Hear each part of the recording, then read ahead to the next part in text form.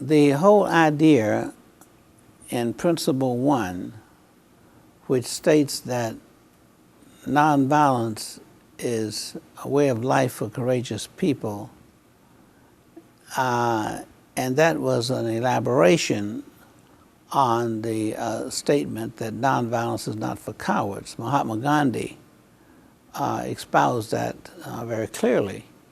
And what it basically meant was that when we talk about nonviolence, we're not talking about people who abhor violence because they're afraid of violence.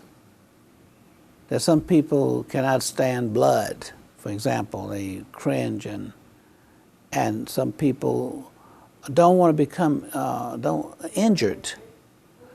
And in other cases, it means that there are some people who fear bodily harm, not only for themselves, but for others.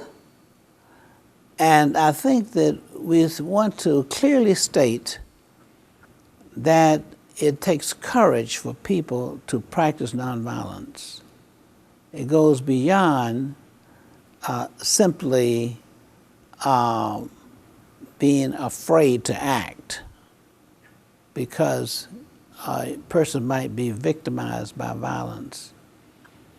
It certainly want to distinguish here that when we talk about courage, we're not talking about foolishness. We're not talking about a desire to be bludgeoned in some way. You don't seek punishment in that case. You act in spite of the fact that you could suffer bodily harm or even lose your life. That is not a deterrent for the practice of nonviolence. So in that sense, we mean that contrasting those who believe in violence, there are some people who would throw the rock and hide. There are some people who would attack at a distance without putting themselves into harm's way.